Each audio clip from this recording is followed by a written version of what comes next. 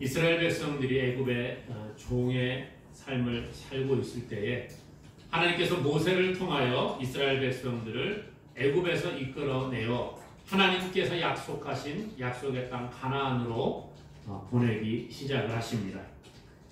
그런데 이스라엘 백성들이 가나안으로 가기 전에 40년이라는 시간을 광야에서 보내게 되지요.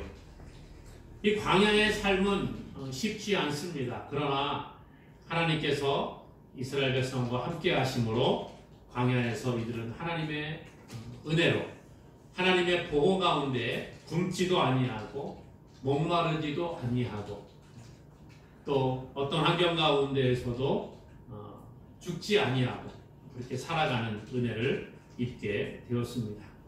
오늘 본문은요, 하나님의 은혜로 출애굽한 이스라엘 백성들이 광야에 어떤 삶을 살아갔는가를 예를 들어 설명을 합니다. 그리고 하나님의 백성의 삶이 무엇인지, 또 하나님은 하나님의 백성들에게 어떤 모습으로 나타나셨는지를 가르쳐주고 있는 것이지요. 그래서 오늘 본문을 중심으로 해서 하나님과 예수 그리스도에 관해 살펴보고 그 하나님과 함께 동행하는 저와 여러분들 되기를 간절히 소망합니다. 그래서 오늘 본문을 중심으로 해서 우리가 믿는 하나님은 이라는 제목으로 말씀의 은혜를 나누어 보고자 합니다. 먼저 하나님께서는 우리를 보호하시는 은혜의 하나님이시다. 그렇게 성경은 우리에게 소개를 해주고 있습니다. 본문은 이스라엘 백성이 광야의 삶을 살아가는데 하나님의 은혜로 하나님의 보호 가운데 살아갔음을 이야기해 주고 있는 것이지요. 1절에 보니까 이렇게 말합니다. 형제들아, 나는 너희가 알지 못하기를 원하지 아니하노니. 이렇게 시작을 합니다. 형제들아, 그러면서 뭐라고요? 너희가 알지 못하기를 원하지 아니한다. 무슨 얘기입니까? 부정의 부정, 강한 긍정이라 이렇게 말하기도 합니다. 그러니까 너희가 알지 못하기를 원하지 아니한다. 이 말은 나는 너희가 이것을 확실하게 알기를 원한다. 이러한 이야기예요. 형제들아, 여러분들이 확실하게 이것을 알기 원합니다.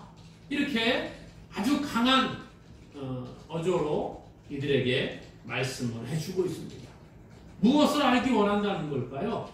1절 뒤에 보니까요, 우리 조상들이 다 구름 아래에 있고 바다 가운데로 지나며. 너희가 확실하게 알기를 원하는데 무엇을 알기 원하느냐? 조상들이 다 구름 아래에 있고 바다 가운데로 지났다. 이것을 너희가 알기 원한다. 이것을 이제 이야기하는 겁니다. 물론 그 뒤로 계속 이어지면서 말씀을 해주고 있는데요. 조상들이 누굽니까? 이스라엘 백성들을 이야기하는 거예요. 이스라엘 백성들이 광야의 삶을 살아갈 때, 애굽을 나와서 홍해를 건너 광야의 삶을 살아갈 때 이야기를 하는 겁니다. 처음에 애굽을 나와서부터 시작을 해서 하나님께서는 구름 기둥으로 이스라엘 백성들을 인도하시고 보호해 주셨어요. 그리고 앞에 홍해가 가로막혀 있고 뒤에 애굽 군대가 따라올 때에 홍해를 가르시고 그곳을 마른 땅같이 건너가게 하셔서 이스라엘 백성들을 보호하시고 구원하신 하나님이심을 분명히 알기를 원한다. 이렇게 말해주고 있다는 것입니다. 사실 광야의 삶은 쉽지 않은 것 같습니다. 이 성지에 관한 사진이라든지 영상이라든지 이런 것들을 우리가 보게 되면 그 광야라고 하는 곳은 정말 사람이 살아갈 수 없는 환경을 가진 곳입니다. 광야는 일교차가 참 심한 곳이지요. 낮에는 햇볕이 뜨거운데 그늘이 없습니다. 나무 하나 제대로 찾아볼 수 없는 곳이 광야 아니겠어요? 낮에는 뜨겁고 또 밤에는 얼마나 추운지 일교차가 아주 심한 그러한 날씨를 보여주는 것이 광야라는 거예요. 그런데 하나님께서는 성경에 보니까 낮에는 이스라엘 백성들을 구름 기둥으로 보호하시고 인도하시고 밤에는 그 구름 기둥 가운데 불 기둥이 들어가 있게 하심으로 말미암아 이스라엘 백성들을 보호하셨다. 이렇게 말씀해 줍니다.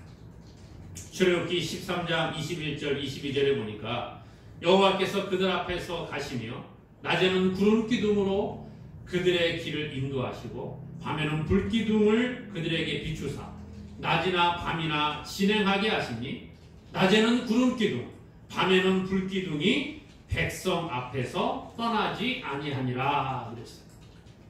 낮에는 구름 기둥 밤에는 불 기둥이 백성 앞에서 떠나지 않았다는 거예요.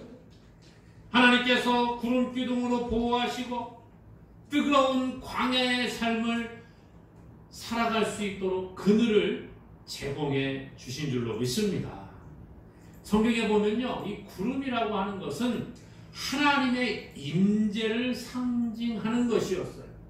이스라엘 백성들이 광야의 삶을 살아갈 때에 구름 기둥으로 보호하시고 인도하신 것, 구름은 하나님의 임재를 상징하거든요. 출애굽기에 보면 출애굽기 16장 10절, 19장 9절, 24장 또 34장, 40장 계속 가면서 이 구름이 하나님의 임재를 이야기해주고 있습니다. 출애굽기 16장 10절에 보니까 여호와의 영광이 구름 속에 나타나더라.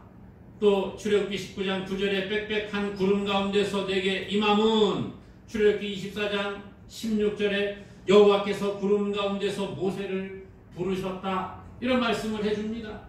또 역시 레위기 16장 2절에도 내가 구름 가운데서 속죄소 위에 나타났다 그래요.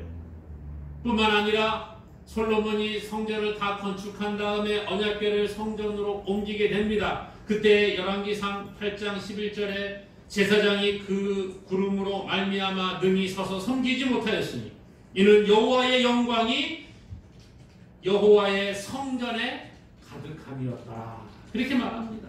구름이 성전에 가득했는데 여호와의 영광이 여호와가 그곳에 임재했다라고 성경은 이야기해주고 있는 거예요. 그러므로 구름이라고 하는 것, 성경에 특별히 구약에서의 구름은 하나님의 임재를 상징하는 줄로 믿습니다. 그 외에 여러 곳에서도 구름은 하나님의 임재를 이야기해 줍니다.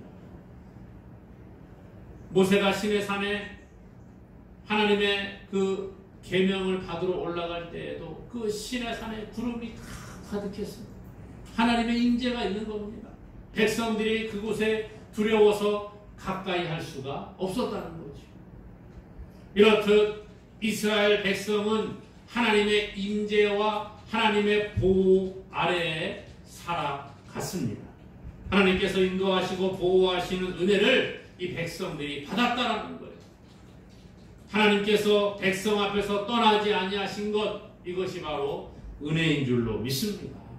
뿐만 아니라 이들이 홍해를 건널 때에 하나님의 능력으로 홍해를 건너게 된 것이지. 이게 은혜라는 거예요. 그래서 2절에는 그렇게 말합니다. 모세에게 속하여 다 구름과 바다에서 세례를 받고 구름 기둥 아래에 보호받고 홍해를 건너게 된 것을 이야기하면서 2절에 재밌는 표현을 하죠. 구름과 바다에서 세례를 받았다. 구름 기둥으로 보호받은 것, 홍해를 건너가게 된 것, 물을 건넌 것을 가리켜 세례받았다 표현을 합니다. 구름 기둥의 보호, 홍해를 건너는 것, 이것은 애굽 땅에서 나와 하나님의 백성의 삶을 살아가게 되는 것을 말씀해주고 있지요. 물은 더러움을 씻는 정결 의식의 수단입니다.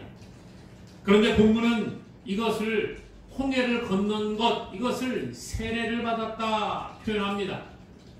교회에서 세례를 주니까 어떤 분이 그러시더라고요. 꼭 세례를 받아야 됩니까? 그냥 나 교회만 다니고 싶어요. 이런 분들이 계십니다.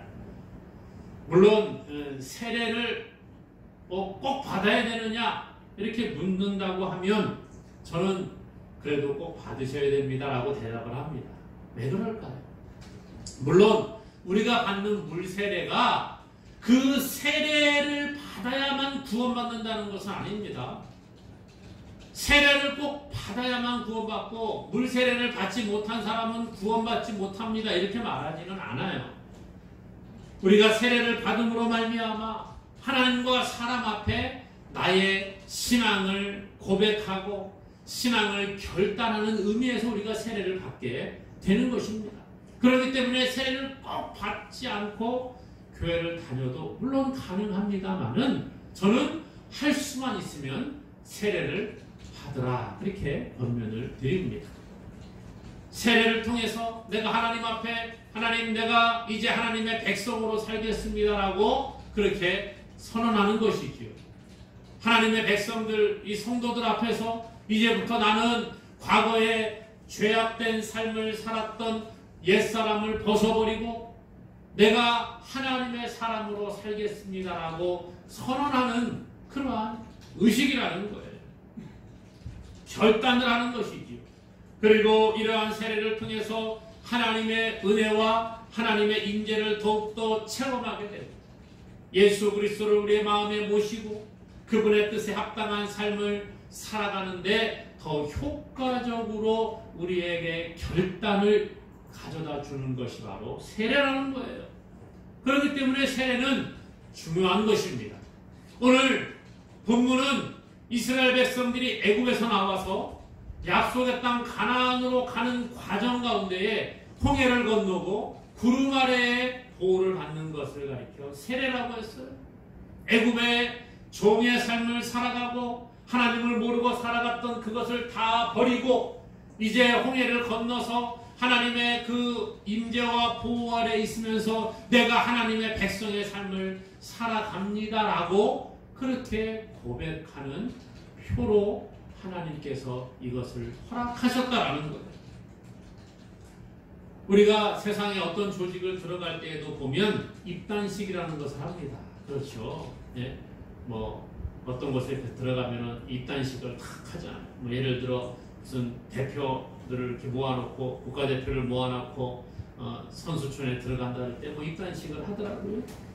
또 어떤 조직에 내가 들어가게 되면 처음에 가서 뭐 선언을 하고 입단식을 하고 이런 것들을 많이 하는 것을 보게 됩니다. 여러분 그거 안 한다고 해서 같은 조직의 일원이 안 되는 것입니까? 그것은 아니지요. 하지만 이러한 것들을 통해서 많은 사람들 앞에서 내가 당신들과 같은 일원입니다라는 것을 그렇게 표하는 의미가 있다라는 거예요. 그러므로 오늘 이스라엘 백성들도 마찬가지입니다.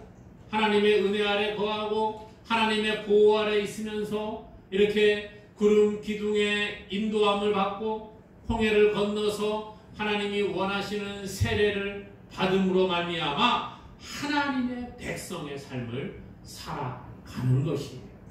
이게 바로 하나님의 은혜인 줄로 믿습니다.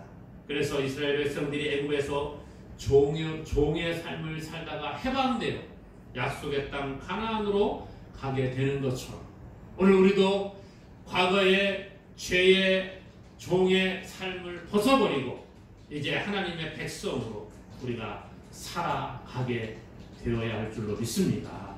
그러므로 날마다 하나님의 인도와 보호 아래서 하나님의 백성의 삶을 살아가는 저와 여러분 되기를 다시 한번 주님의 이름으로 간절히 축원합니다. 그러면 우리가 믿는 우리 하나님은 또 어떤 분이냐? 하나님은 먹이시고 함께 하시는 하나님이시라는 거예요. 본문 3절에 보니까 광야에서 이스라엘 백성들이 먹었던 것을 또 이야기해주고 이것이 하나님의 은혜요 임재였음을 말합니다. 3절에요. 다 같은 신령한 음식을 먹으며 신령한 음식을 먹었다는 거예요. 여러분 신령한 음식이 뭡니까? 이스라엘 백성들이 애굽에서 나올 때에 많은 양식을 가지고 나오지는 못했습니다. 성경을 보니까요. 이들이 발교되지 못한 반죽으로 만든 구운 무교병을 가지고 나왔다 그래요. 그런데 이것이 무한대로 있지 않습니다. 광야의 삶을 살아가다가 보니까 광야 아까 말씀드렸죠. 뭐 나무 하나 제대로 없고 풀 한 폭이 별로 찾아보기 힘든 곳이 광야입니다. 이 광야의 삶을 살다가 보니까 그 애굽에서 나올 때에 가지고 왔던 그 무교병을 다 먹게 되었다는 거예요. 먹을 것이 떨어졌습니다. 그때부터 불평이 더 커지기 시작을 하는 거예요. 애굽에서 무사히 광야까지는 들어갔는데 광야의 삶을 하루 이틀 사흘 살다가 보니까 양식이 떨어져 없어지게 되었어요. 농사를 지을 수가 있습니까? 그렇다고 뭐 다른 것을 찾을 수가 있겠습니까? 그래서 이제 굶어 죽게 되니까 백성들의 원망이 하늘을 찌르게 됩니다. 성경에 보니까 백성들이 모세와 아론을 원망하였다 그랬어요. 그러면서 이런 얘기합니다. 우리가 비록 저 애굽에 살 때에는 우리가 노예의 삶을 살았지만 그래도 그때에는 고기도 먹었고 떡도 배불리 먹었던 때가 있었습니다. 이런 얘기합니다. 여러분, 사람은요 먹어야 살아가는 게 맞아요. 그렇죠? 그래서 애굽에 비록 노예의 삶을 살아갔지만 우리가 그곳에서 고기도 먹어봤고 떡도 막 먹었다는 거예요. 좀 배부른 삶을 살아갈 때가 있었다는 거예요. 그런데 출애굽을 해서 광야의 삶을 살아가니까 그동안 준비해가지고 왔던 떡도 다 먹고 없고 광야에서 양식이 없어 줄여 죽게 되었다라고 원망의 말을 쏟아내기 시작을 합니다. 배고프면 얼마나 힘듭니까? 짜증나잖아요. 그래서 어떤 분들은 그러시더라고요. 무슨 회의를 한다든지 중요한 이야기를 할 때는 꼭 음식을 먹고 배부른 상태에서 이야기를 하라 그러더라고요. 여러분 그렇잖아요. 막 배고픈 사람 앞에 놔두고 막 그냥 어려운 얘기하고 막 진지한 얘기하면 어떻게 되겠어요? 힘든 거지요. 괴로운 거지요. 오늘 이들이요 애굽에서 나와서 광야의 삶을 살아가는데 먹을 게 없어요. 하나님께 원망하고 모세를 원망하고 아론을 원망합니다. 그때 하나님 무엇을 주셨어요? 하늘에서 만나를 내려 주시는 거예요. 또 고기를 먹고 싶다고 하니까 메추라기를 보내 주셨다라는 거예요. 이것이 바로 하나님의 은혜인 줄로 믿습니다. 그런데 또 가다가 보니까 목이 마릅니다. 물도 없어요. 물 찾기도 힘든다는 거예요. 그래서 고통 가운데 또 이 사람들이 모세와 다투었다 성경은 이렇게 말하더라고요. 모세와 다툽니다. 그냥 목이 마르니까 물 좀 주세요. 이 정도로 끝난 게 아니에요. 다투었다는 거예요. 이게 뭐예요? 막 거의 폭동이 일어날 정도로 그렇게 하지 않았나 생각을 해봅니다. 그때 하나님께서 모세를 통하여 반석에서 물을 내어 마시게 하셨어요. 4절에 보니까 이렇게 말합니다. 다 같은 신령한 음료를 마셨으니 이는 그들을 따르는 신령한 반석으로부터 마셨다. 그렇게 말해주고 있어요. 신령한 음료, 반석으로부터 나오는 물을 공급받았다라는 거예요. 이와 같이 광야는요 은혜가 없이는 살아갈 수 없는 곳이 바로 광야입니다. 하나님의 도움 없이는 결코 살아갈 수 없는 곳이 광야예요. 하나님이 만나를 내려주지 아니하시고 메추라기를 보내주지 아니하시면 굶어야 합니다. 반석에서 물을 내지 않으면 목이 말라 죽어야 되는 곳이 바로 광야라는 거예요. 그렇기 때문에 하나님께서 광야에서 40년간 이스라엘 백성들이 살아갈 수 있도록 은혜를 베풀어 주셔서 만나를 주시고 메추라기를 주시고 반석에서 물을 내게 하심으로 이스라엘 백성들이 날마다 하나님의 은혜로 먹고 마시고 은혜를 몸소 체험하는 하나님의 임재를 누리며 살아갈 수 있었다라는 거예요. 이스라엘 백성들만 그럽니까? 아니라는 거예요. 오늘 본문은 우리에게 너희들도 동일하게 이렇게 광야의 삶을 살아가고 있다라고 말해주고 있는 겁니다.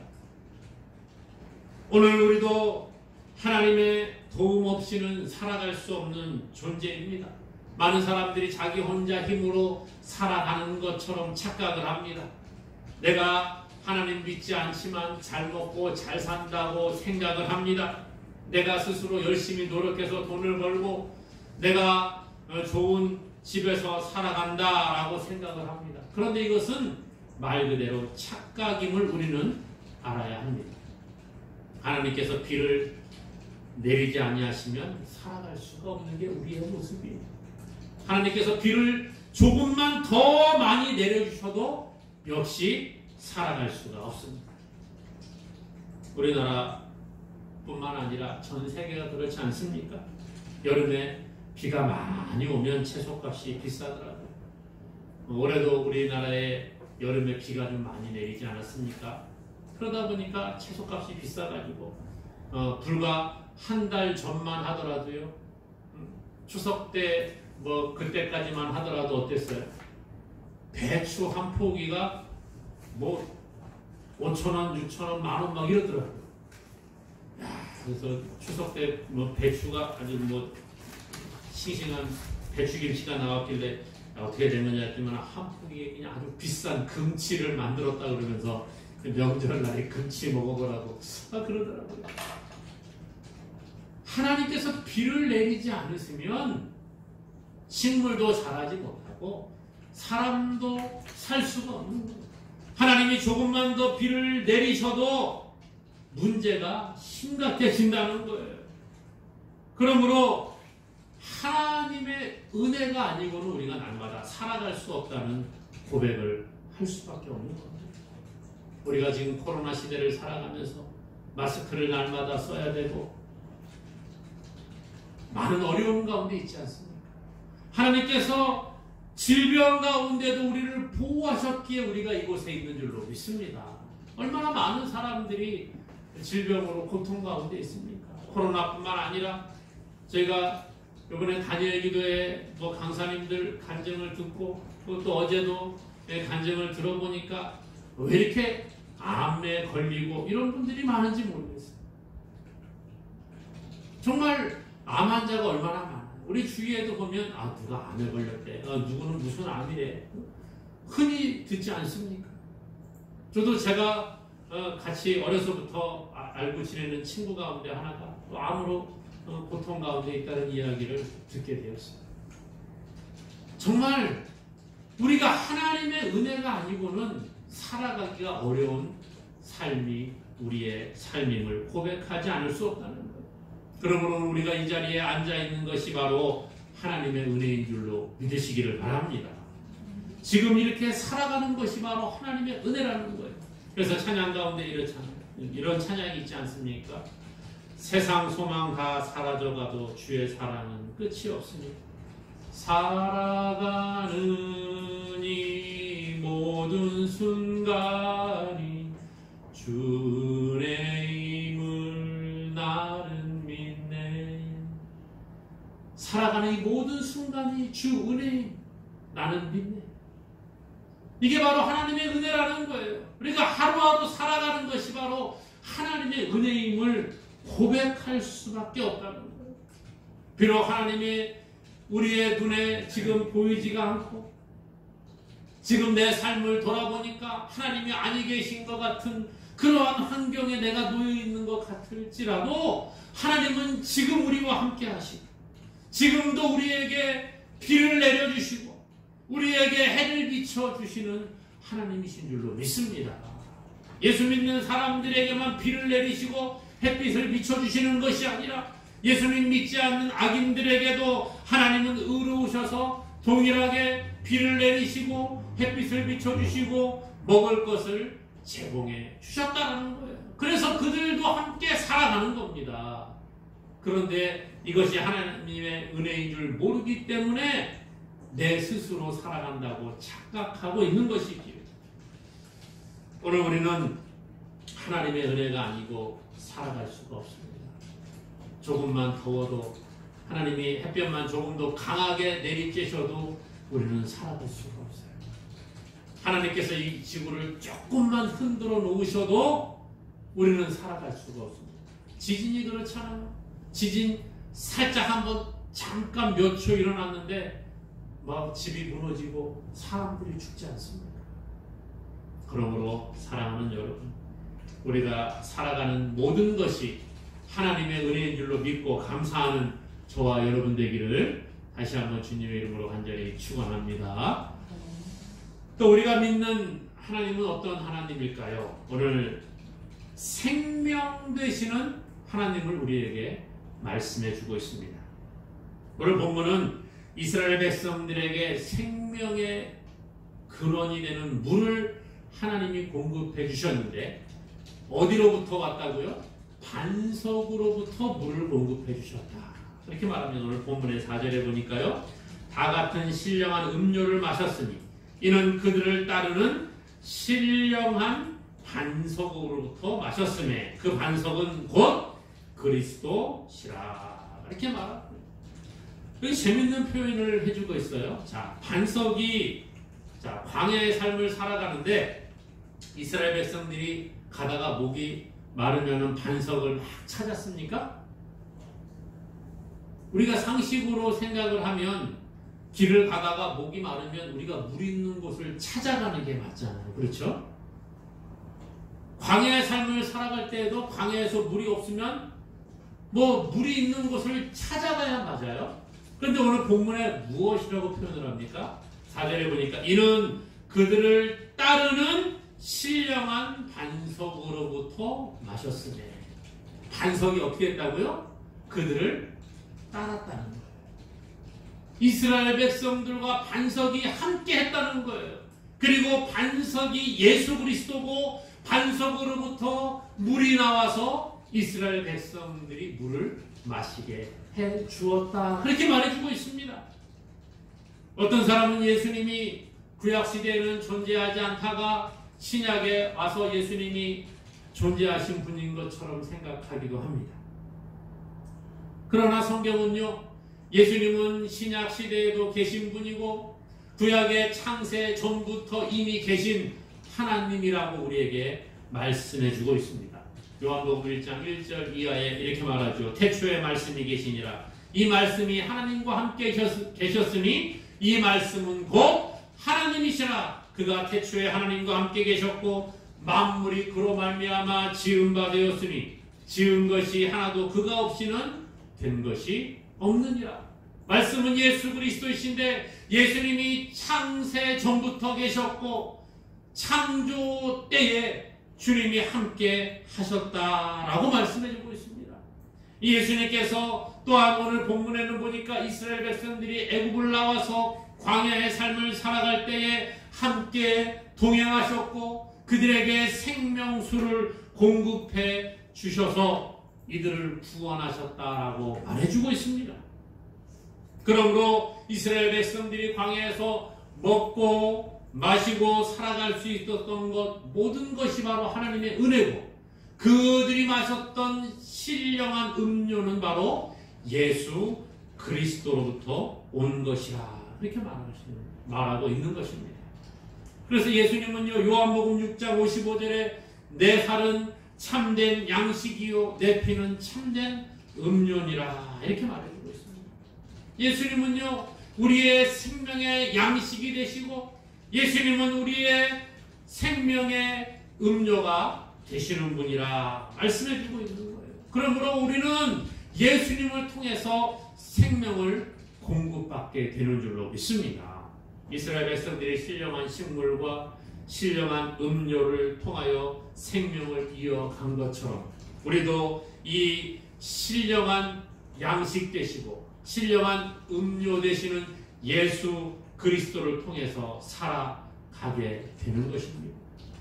우리의 영혼이 살고 우리의 육신이 살아가는 것은 하나님이 함께 하실 때 가능한 거예요. 예수 그리스도가 우리 가운데 거하실 때에 우리가 참 생명을 누리게 되는 것입니다. 사랑하는 여러분, 오늘 생명이신 예수 그리스도를 항상 우리의 마음에 모시고 살아가는 저와 여러분 될 수 있기를 바랍니다.